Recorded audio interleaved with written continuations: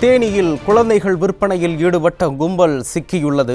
இது குறித்த விவரங்களை செய்தியாளர் ராதாகிருஷ்ணனிடம் கேட்கலாம். வணக்கம் ராதாகிருஷ்ணன், கூடுதல் தகவல்கள். நிச்சயமாக கண்ணதாசன், தேனியில் குழந்தைகளை கடத்தி விற்பனை செய்யும் கணவன் மற்றும் மனைவி கைது செய்யப்பட்டிருப்பது மிகப்பெரிய அதிர்ச்சியை ஏற்படுத்தியுள்ளது. தேனி மாவட்டம் உப்புக்கோட்டை முத்தாலம்மன் கோவில் தெருவில் வசிப்பவர் சங்கர். இவரது இரண்டாவது மனைவி பாண்டீஸ்வரி. இந்த தம்பதிகளுக்கு கடந்த 1.5 மாதங்களுக்கு முன்பு ஆண் குழந்தை பிறந்துள்ளது. இந்த நிலையில் சங்கர் நேற்று முன்தினம் மர்ம நபர் ஒருவருக்கு குழந்தையை விற்பனை செய்ததாக பல்வேறு தகவல்கள் வெளியாகின. இது தொடர்பாக காவல்துறையிடம் கேட்டபோது குழந்தையை விற்பனை செய்யவில்லை, பாண்டீஸ்வரியின் உறவினருக்கு அந்த குழந்தை கொடுக்கப்பட்டதாக தவறான தகவல்களை தெரிவித்தனர்.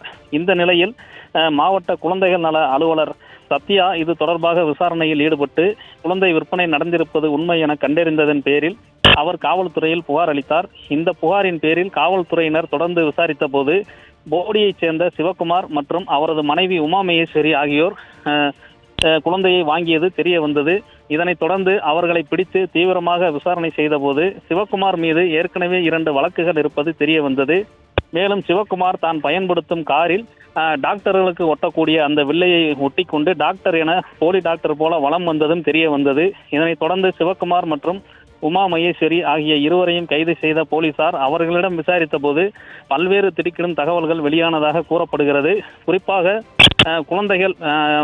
குழந்தைகளின் நிறம் மற்றும் எடைக்கு ஏற்ப பல்வேறு விலைகளுக்கு விற்பனை செய்ததாக கூறப்படுகிறது.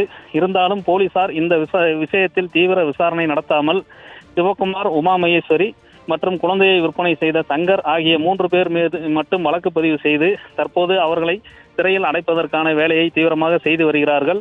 சிவகுமார் மற்றும் உமா மகேஸ்வரியை விசாரித்தால் மேலும் பல்வேறு தகவல்கள் வெளியாகும் என கூறப்படுகிறது. குறிப்பாக சிவகுமார் பெண்களை வைத்து பாலியல் தொழில் செய்து வருவதாகவும் புகார் எழுந்துள்ளது.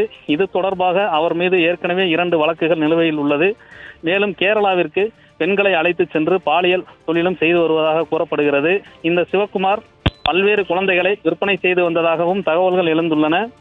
குறிப்பாக சிவகுமார் இந்த குழந்தையை தத்தெடுத்ததாக கூறும் நிலையில் ஏற்கனவே சிவகுமாரின் முதல் மனைவிக்கு ஒரு ஆண் குழந்தையும், இரண்டாவது மனைவியான உமா மகேஸ்வரிக்கு ஒரு ஆண் மற்றும் ஒரு பெண் குழந்தை என மொத்தம் 3 குழந்தைகள் கிட்டத்தட்ட 15 வயதுக்கு மேல் இருக்கும் நிலையில் இந்த குழந்தையை ஏன் தத்தெடுத்தார் என தீவிரமாக விசாரித்த போது இந்த குழந்தையையும் விற்பனை செய்வதற்காகவே அவர் தத்தெடுத்தார் என தெரிய வந்தது.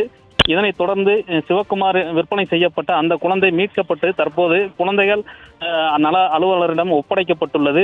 இது தொடர்பாக தேனி அனைத்து மகளிர் காவல் நிலையத்தில் தீவிரமாக விசாரணை நடைபெற்று வருகிறது கண்ணதாசன். இருந்தபோதும் இந்த வழக்கை இதற்கு அடுத்து படி நகர்த்தாமல் இத்துடன் முடிப்பதற்குண்டான வேலைகளில் காவல்துறையினர் ஈடுபட்டு வருகின்றனர். இது மிகப்பெரிய சர்ச்சையை ஏற்படுத்தியுள்ளது.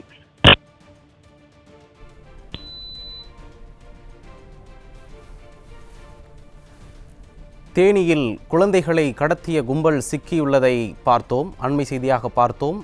தொடர்ந்து செய்திகளை விரிவாக பார்க்கலாம்.